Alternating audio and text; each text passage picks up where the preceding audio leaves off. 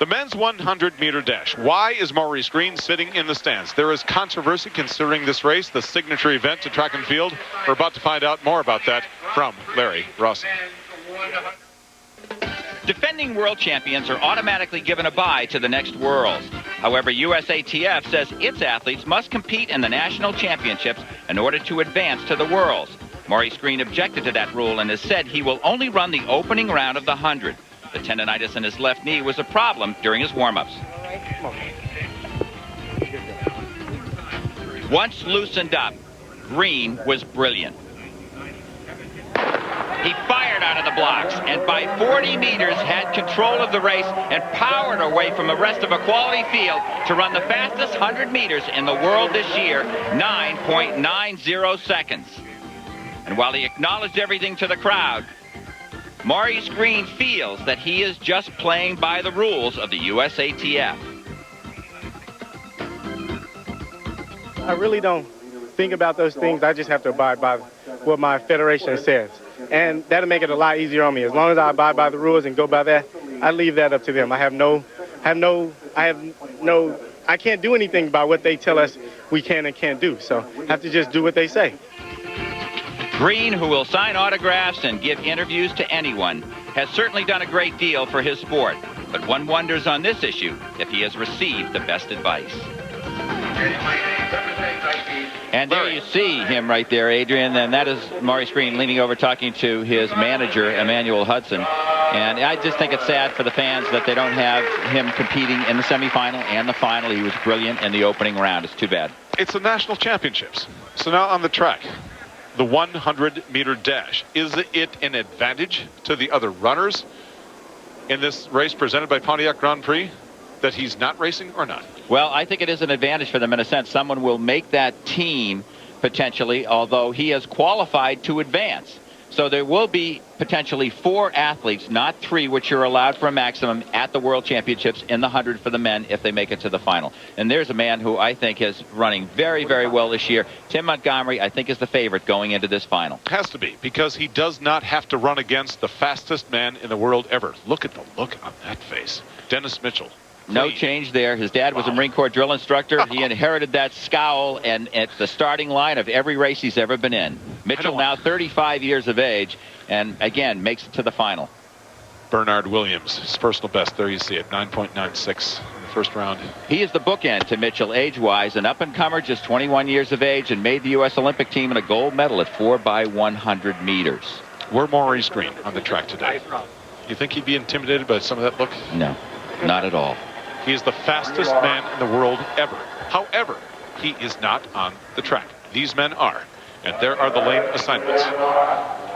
Drummond in lane 8 on the outside. He'll be in the left of your screen. Gets off to a great start. Montgomery is good at the start, lifts well, and may be in control of the race by about 70 meters. We'll see. Bernard Williams has been running well. He is in lane 5. And keep an eye on Montgomery in lane 3.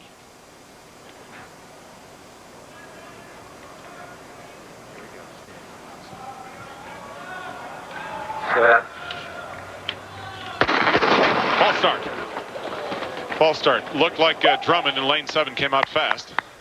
And too fast, actually. While we have a second, these blocks are set so that athletes cannot run faster than 10/100ths of a second, or it is recorded as a false start electronically. And they have timed people at 11 and 12/100ths of a second out of the block. That's how quick they are. The false start goes against Bernard Williams in lane 5. Makes it a little tougher to try and make sure you're anchored in the blocks and you don't false start again. Look at that. Clearly a false start by Williams. The gold medalist in the 4x100 relay. 100 meters is 109 yards, 1 foot, 1 inch. If you never knew the exact distance, it's like a football field plus that end zone, or most of it. Let's reset. Bernard Williams, wearing bib number 810, has 1 false start. 45 steps to victory. What a precise race this is. Look at this. The way they set themselves. And when you talk to the athletes, Adrian, they will always mention to you the first thing they talk about is the quality of their start. Let's see who gets out well. Set. Now we got a clean start. Mitchell, middle of the track. And it is Johnson out there. And here comes Montgomery. And it is Tim Montgomery. Tim Montgomery absolutely pulled away in the latter stages of that race. The time, 9.95 seconds for Montgomery. And the wind, 3.1 meters per second. That is over the maximum allowable of 2.0 meters. So the wind was about 6 miles an hour, a little over that, at his back. So it was a little too long.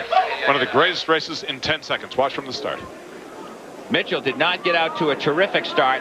It's really hard at 35 to be as quick as you were at 19, 20, and 25. Mitchell just about does that. Now we're at the middle part of the race. Watch Montgomery, who is to his left. And Montgomery begins to lift, as does Bernard Williams.